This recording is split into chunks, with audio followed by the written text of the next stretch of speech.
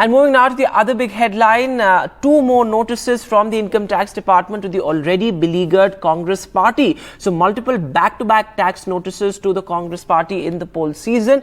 This comes just a day after the Congress received an 1,800 crore rupee income tax notice. Now these are visuals from the national capital of youth Congress workers protesting. In fact, they jumped barricades, they're holding placards there.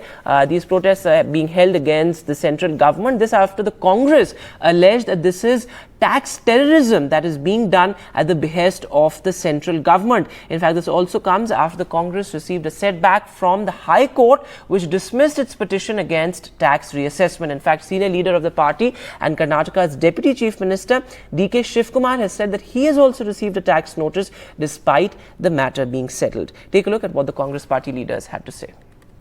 Congress party को निशाना बनाया गया है खास तौर से, और हमें बार बार कल रात को भी दो और नोटिस मिले हमें।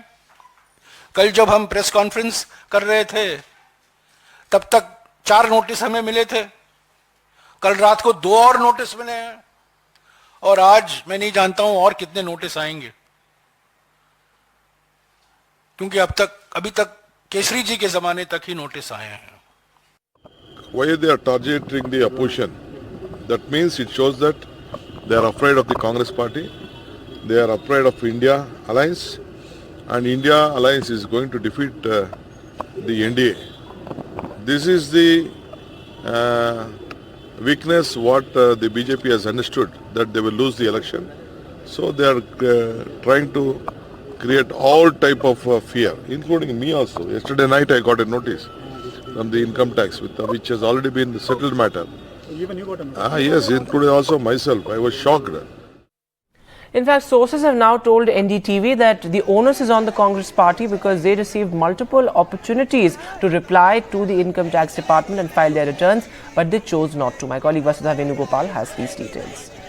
Although the allegations that have been raised by the Congress party of tax terrorism going on in the country are very serious, the government is quite aggressive and center is very aggressive, and it's very defiant and clear on one front that these summons and these notices have been sent because the Congress party has been violating Section 13A of the Income Tax Act, which basically allows the exemption to pay taxes when it comes to political parties. What the government people and what sources involved in this matter have been telling us that the Congress party has of course approached the Delhi High Court, but its own writ petitions have been dismissed by the court twice, and the court itself actually made very serious observations that the party had approached them only towards the end of the deadline, and there was an escapement of income of over 520 crore, and there was no reason for the court to actually allow an indictment of sorts at that stage. In fact, the government's response also talks about this IT-80's, sort of response to the Congress's writ petition and appeal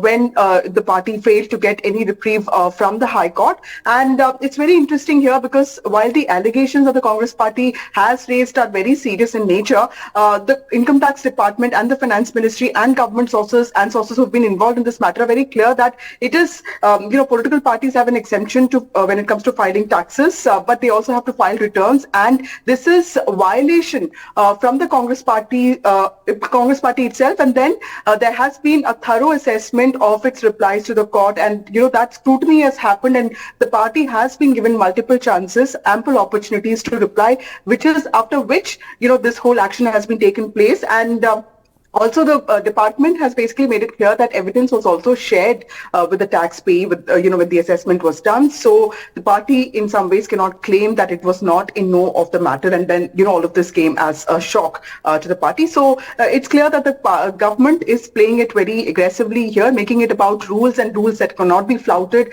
for the principal opposition party.